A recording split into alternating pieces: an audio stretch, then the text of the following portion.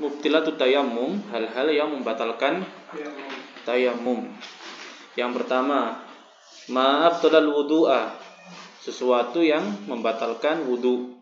Kemarin kita sudah membahas tentang nawaqidul wudu, ada 4, dan keempat-empatnya apabila seseorang yang mempunyai toharoh dengan tayammum melakukan salah satu dari 4 hal yang membatalkan wudu itu, maka tayammumnya batal. Yang kedua adalah ar-riddah, kemurtatan. Kemurtatan juga membatalkan tayammum. Kemudian yang ketiga adalah tawahhumul ma. Tawahhum tadi adalah prasangka yang lemah, ya, prasangka yang lemah adanya air, intayammama li faqdihi, apabila seseorang bertayamum karena tiada air. Jadi untuk mubtilat yang pertama dan kedua itu menyeluruh di seluruh asbabut tayammum. Jadi orang yang bertayamum karena enggak ada air, orang yang bertayamum karena hajat, orang yang bertayamum karena marot, itu semuanya tayamumnya batal dengan poin pertama dan poin kedua. Adapun poin ketiga ini adalah hal yang membatalkan dan khusus untuk orang yang bertayamum karena tidak ada air. Khusus untuk orang yang bertayamum tidak ada air. Nah, ditambah satu sebab kebatalan, yaitu adalah yang ketiga ini, yaitu adalah tawahhumul ma, menyangka meskipun prasangkanya itu lemah adanya air. Prasangka lemah itu seperti apa? Seperti seseorang melihat adanya fata morgana. Fata morgana itu misalnya ada di padang pasir atau di aspal, kena panas, kemudian di situ seakan-akan ada air. Ya, seakan-akan ada air, itu namanya tawahum. Adanya tawahum, delusi adanya air di situ. Nah, itu juga membatalkan tayamum.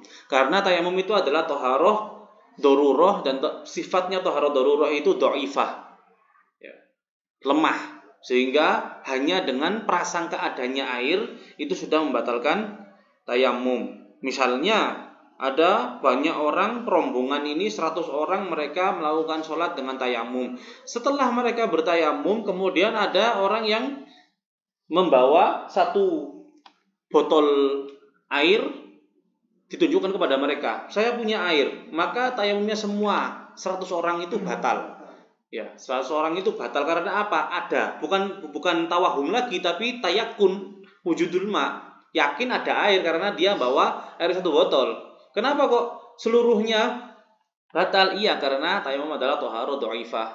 Meskipun 1 botol ini untuk 1 orang saja wudu nggak cukup, apalagi untuk 100 orang, tapi tetap tayamumnya batal. Itu maksudnya. Tayamum itu adalah toharoh dhaifah. Di sini saya mencantumkan tafsil atau rincian al-mutayammim li faqdil ma. Orang yang bertayamum karena tidak ada air. Nah, ketika dia di situ menemukan atau berprasangka adanya air, ini keadaannya seperti ini. Keadaannya seperti ini. Saya mulai dari yang atas, ya. Orang yang bertayamum karena tidak adanya air dan dia belum masuk di dalam sholat. Dia belum masuk di dalam sholat. Belum masuk di dalam sholat itu maksudnya belum mengucapkan ro dari takbiratul ihram, belum Allahu Akbar. Orang ketika dia itu takbiratul ihram dan sudah mengucapkan ro, maka dia di sini telah masuk di dalam sholat. Dia masih belum sholat. Jadi dia baru bertayamum, selesai bertayamum, kemudian dia menemukan air. Entah itu yakin atau tawahum. Ya, entah itu yakin, tawahum. Di sini dzon diikutkan kepada yakin. Dzon diikutkan kepada yakin. Baik itu yakin maupun tawahum. Lihat di sini, seseorang tersebut belum masuk di dalam sholat. Kemudian ada kemungkinan pertama, hunaka hail. Di sana ada hail, penghalang. Ada penghalang. Penghalang maksudnya di sini adalah misalnya dia sekarang yakin, oh di sana ada air. Di sana ada air, sumber air muncul di sana. Tetapi di situ ada hail. Hail misalnya ada ketakutan. Ketakutan bahwasanya di situ ada binatang buas. Di situ ada perampok. di situ ada orang yang dapat menyakitinya, itu namanya hail. Itu namanya hail. Atau di sana ada air, saya bisa ke sana tetapi saya butuh air tersebut untuk minum, ada hajat di situ. Berarti hajat itu adalah mani. Ya, hajat itu adalah mani. Itu namanya hail juga. Ya, hail itu berarti dapat berupa macam-macam. Ada kadang hail itu adalah khauf, kadang hail itu adalah haja, kadang hail itu bermacam-macam. Pokoknya di situ ada hail menghalangi dia untuk memakai air ini. Menghalangi dia untuk memakai air ini. Dan hailnya itu mukorin. Mukorin jadi hail tersebut ada berbarengan dengan adanya air, atau hail tersebut ada mendahului mutakodim. Mutakodim itu berarti mendahului adanya air. Jadi adanya air itu tangki air datang. Tangki air datang. Sebelum tangki air datang ada singa yang lepas. Di sana ada singa yang lepas, berarti ini namanya hail mutakodim. Ya, hail mutakodim. Kalau ada tangki air datang, kemudian ketika tangki air datang itu dia terkena sakit, yang sakitnya ini tidak bisa kena air, berarti namanya berbarengan, ya hail mukorin. Hail mukorin. Maka bagaimana hukum tayamumnya? Dia telah bertayamum karena nggak ada air. Ketika ada air, ada hail. Di sana ada hail. Maka hukumnya layab tulut tayamum, tidak batal tayamumnya.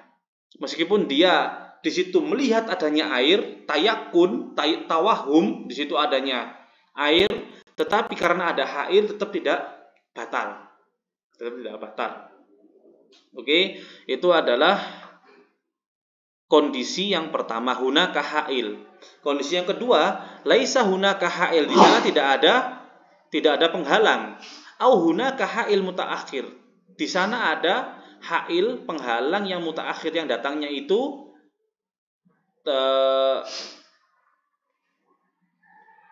belakangan, ya.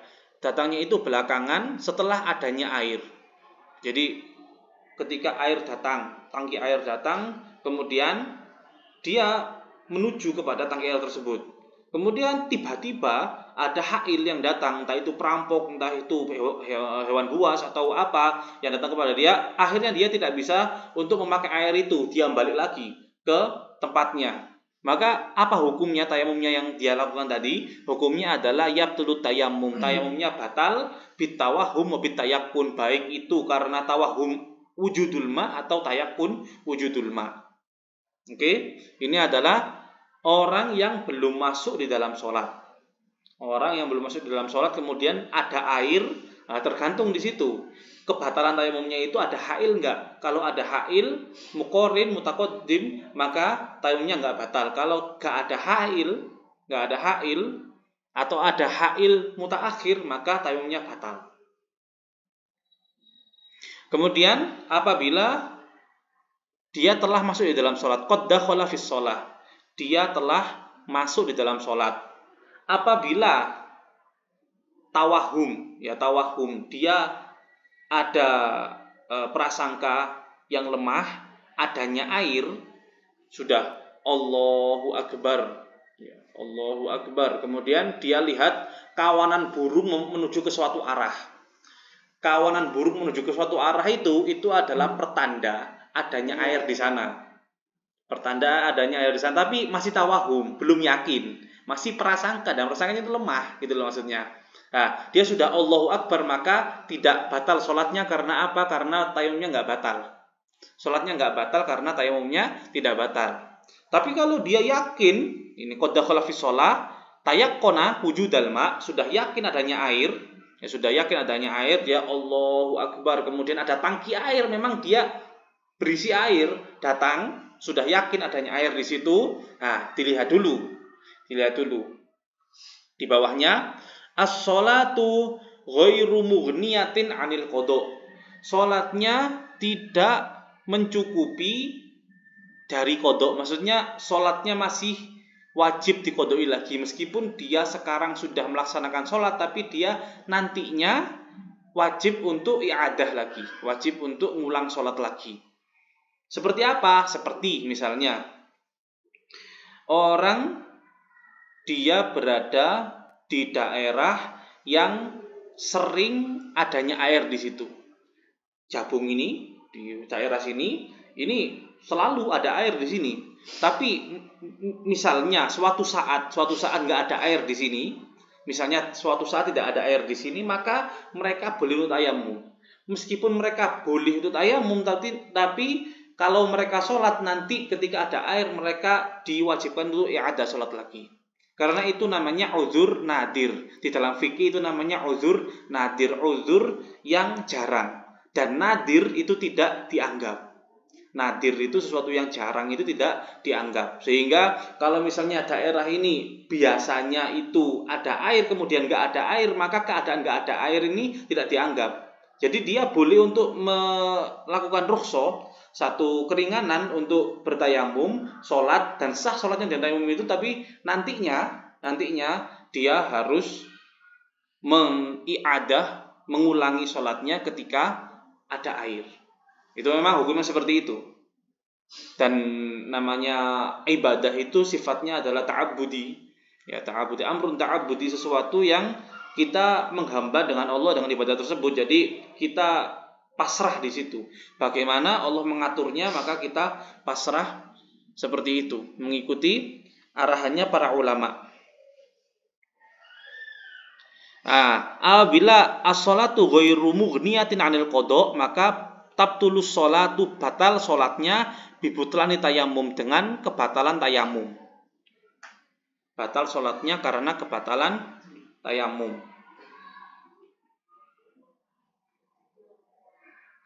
Apabila dia tayakon, yakin adanya air, as-sholatu mughniyatun 'anil qada, dan sholatnya itu mencukupi dari qada, maksudnya tidak wajib untuk qada lagi, maka la tabtulu sholat, tidak batal sholatnya, tidak batal sholatnya. Jadi di sini batal tidaknya sholat itu dilihat juga dari segi daerahnya. Apakah daerahnya itu biasa ada air atau biasa nggak ada air? Ya, biasa ada air atau biasa nggak ada air. Kalau misalnya daerahnya itu biasa ada air, kemudian suatu saat tidak ada air, nah di sini tayamumnya yang tadinya itu sudah toharo do'ifa, at'af lagi, semakin lemah lagi. Karena apa? Karena ini daerahnya ini biasanya ada air, kok tiba-tiba tidak ada air. Itu merupakan uzur nadir, dan uzur nadir itu melemahkan satu alasan. Melemahkan suatu alasan. Sehingga seseorang yang sholat di daerah yang biasa ada air, sholat dengan tayamum, ketika ada air dia batal sholatnya. Dia batal sholatnya. Itu termasuk di dalam as-sholatu ghairu mughniyatin 'anil qada. Tapi kalau memang daerahnya biasa tidak ada air, di situ, kemudian dia sholat dengan bertayamum, kemudian ada air, maka ya biasa saja, dan dia melanjutkan sholatnya.